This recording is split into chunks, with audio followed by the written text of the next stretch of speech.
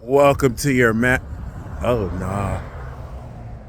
I should do this live on camera. Left the chapstick. I can realistically re-record this video and start from scratch. Welcome to your magic moon message. This is the piece. Yes, I am keeping that. Yes, I am keeping that. In fact, everything I did the first 20 seconds, we can say is the lesson and message of this transit. Okay, that's it. Freshening up after the moon. Anyway, welcome to your magic moon message. This is the peace dealer. Oh, I know all you Virgo placements are just like, oh, he could have deleted that. He could have not put that out. Does he think this is a game? He could have moisturized his face. My bad. Welcome to your magic moon message. Moon in Leo. Sun at the end of Aries, guys. This is it. We're getting ready for one of the most intense squares in 248 years. Okay. Pluto, 2 degrees, Aqua, Sun, 2 degrees, Taurus. So let's appreciate what Aries season has sparked up. Aries is definitely the warrior indeed. You've seen Aries taking shots at everybody because it's their birthday too. They still want attention. You know what I'm saying? They are actual warrior. They really do be fighting every day. But yeah, guys. These last few days, every beef has kind of been ignited in Aries, but these last few days are the finale. It is the peak of potent firepower. Aries is firepower. Sagittarius is fire magic, ascended fire magic, chaos magic. And then you have Leo, which is like fire energy, right? Passionate energy. This is where they're all connected like water, ice, gas, and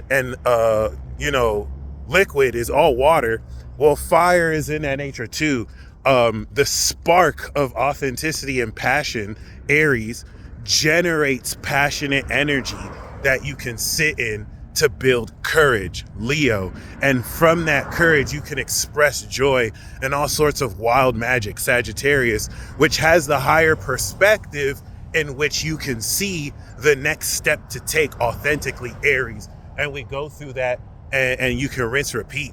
So the last days of Aries season, 27 degrees, 28 degrees, where the moon will field, the sun is going to enter Taurus in the middle of Virgo season.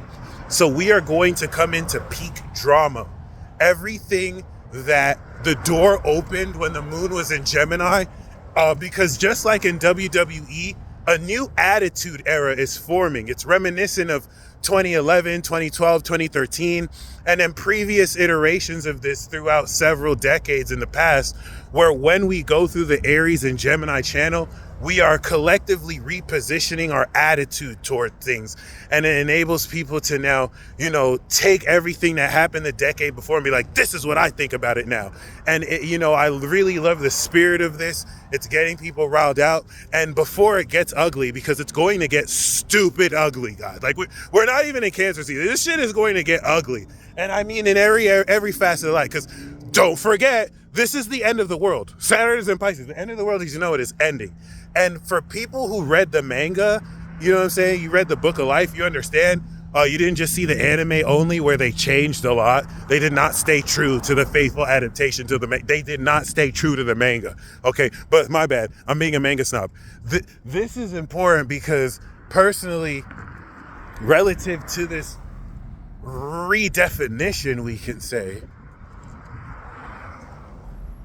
those who understand that we're ending this cycle, mind you, certain people have been born and have seen their entire family line under systems that are in play. It's not just one system. The totality of systems that are in play have never been eternal. So you have to understand that there are people who have lived, had a family, and died under the Roman Empire. All they have ever known is what's happened in that time. They've never lived anything else. Just like there's certain people who have been born all the way and lived during this current era. So to accept that it's ending is not going to be readily available versus people who may have kind of seen differences. People who have seen the end of an era and stepped into a new one know that these things don't last forever.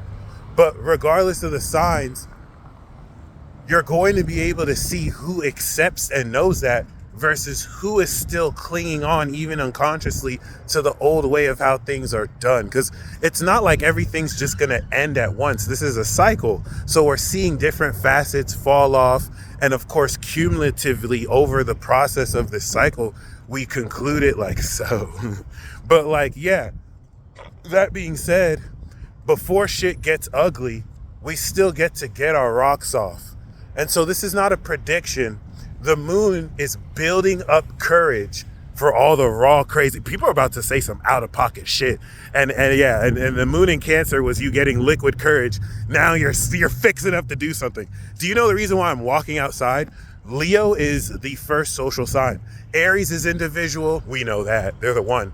Taurus is individual, the producer, the boss. Gemini is individual, the individual word or thought form. And then Cancer is the final and, in my opinion, most important individual sign that integrates the first three of who I am, what I'm worth, and what I think I am. And it allows us to begin to feel that, anchor that down, root it. And then what's after Cancer? The first of the four social signs. They go outside. So because the moon is in Leo, representing Cancer, which is your age development up to 12 years old, where your entire identity is based on your mom and dad or your home situation. Then Leo represents when you first start to leave the house and you start to develop your identity outside of your home and parent. Everything about the zodiac is based on science. You see people on the internet talking bullshit about, astrology. And that's why the reason why my stuff is so accurate is because I'm not predicting shit. I'm not like, oh, well, I think this. I'm giving you the axioms around which if you were to change the names of the zodiac signs, they would still mean what they represent. So Leo is where you're basing your identity outside the influence of your parents, because now you're starting to connect with friends of your heart and you're starting to go out and develop in high school your true talents. You know what I mean? Before we enter Virgo, which is 22 to 36, Virgo is now where you start to actually develop your skills in order to take part of a trade, whether you're finishing higher education, it's work. And that prepares you for 35 to 44 Libra, whereas in the Leo phase, you're making friends you go out with and you drink alcohol till 12. Libra is now, well, I'm making friends and business connections. I'm getting ready to get married. If you get ready to get married before. So there is a science to this. And the moon in Leo is the first social sign after we've now individuated what we feel about who we are. Because what is Leo but the performer? Now it's a sign of courage, because it takes courage for me to take how I feel and tell you I love you. So Leo is on stage. Everything you've activated a week and a half ago, you are taking it on stage. You're literally understanding, okay, I realize that I don't like this bitch. I've understood and felt I really don't like this bitch. Now the moon is in Leo and I'm understanding, hey, I don't like you, bitch. You see how I said that with my chest? I don't like you, bitch. It's very performative. And it takes courage for me to now, as the lion, be in this bitch's face and be like, you know what, bitch? I don't like you. You have to be a little bit extravagant because Leo is extra. Respectfully. And this is really important because now in getting ready to integrate this more creative performance of yourself, you're giving yourself the understanding of the super strength and potential to now take the new direction you've stepped into and now really harness it. So if the new moon in Aries is, okay, I'm hitting the track now, I decide I want to be a track runner, now you're realizing, oh, I'm really good at the 200 meter dash. And when the moon goes into Virgo, We're going to step into repetition and practice based off of a talent we have signified we really love to do creatively. And also the talented expression of who you are, once again, creatively. So this is very exciting.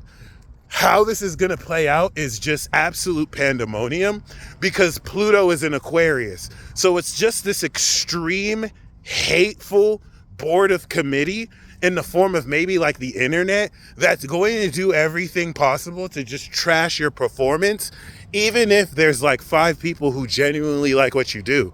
Now, yeah, it's not the most fair, but you're not a coward. So like this is your opportunity in that pressure to understand what strength is needed to tell that bitch that she's a bitch in her face. Excuse my language, but she's such a bitch. You're such a bitch. All right. And that requires courage for me to actually now integrate socially out of my individuality. So have fun with this transit. It's going to be so ratchet. You're going to lose time. Now, once we get to the end of the transit, right now the moon is coming into the middle, which is where shit gets fun. The moon is getting ready to make a 90-degree square angle, a right angle to Uranus and Jupiter and Taurus. If we talk about Taurus and Leo, in order for me to perform in Leo, I have to have self-worth and confidence, Taurus, okay? So everything you planted the seeds for a week ago, you are now adjusting relative to, okay, you have established that you feel you're worth $1 million. Can you perform that on stage though? And that's what's going to challenge you relative to how much eccentricity you're willing to express. Because as weird as you feel, you start to balance it when you're around other people, or you can be unhinged. So don't sacrifice how unique you are in order to perform to the crowd, because that's going to make you look lame as hell, versus just deciding to lean forward and people may still think you're lame, but you're at least doing what's authentic to you. Balance, of course, is key. This square Jupiter of evolution and Uranus of awakening is going to have you actively harness energy that enhances your senses and vigor.